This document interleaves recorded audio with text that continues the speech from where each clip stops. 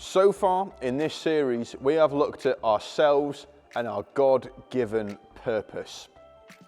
This week, however, we're looking at Jesus' purpose. Jesus lived the most purposeful life ever lived. I don't think that's an overstatement. His purpose was to carry out the will of his Father and restore and redeem the world we're in. But in becoming fully human, he experienced the things that we experience too. He was a son, a cousin, a friend. He worked and rested. He celebrated and he mourned.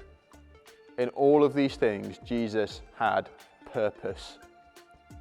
In Jerusalem, in the week ahead of his crucifixion, Jesus shows us the truth of his purpose. One such instance is the washing of his disciples' feet. No one wanted this job. To clean the stinking, dusty feet of his friends subverted so much ancient Jewish custom that the disciples did not know what to do with themselves. Indeed, Peter is so disturbed by this that he refuses to let Jesus clean his feet. It was bizarre to him that the Messiah, the one he loved and lived to serve, would wash his feet.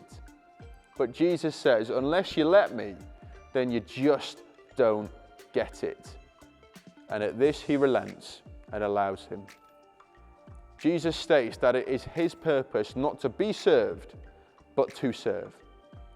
The disciples might not have realized when he said it, but Jesus is pointing towards the release of humanity from the chains of sin. When we look at this story, we can gaze upon this extraordinary man redefining what it means to lead. This leader is serving. It makes little sense to those who are following him, but Jesus' service goes way beyond clean feet.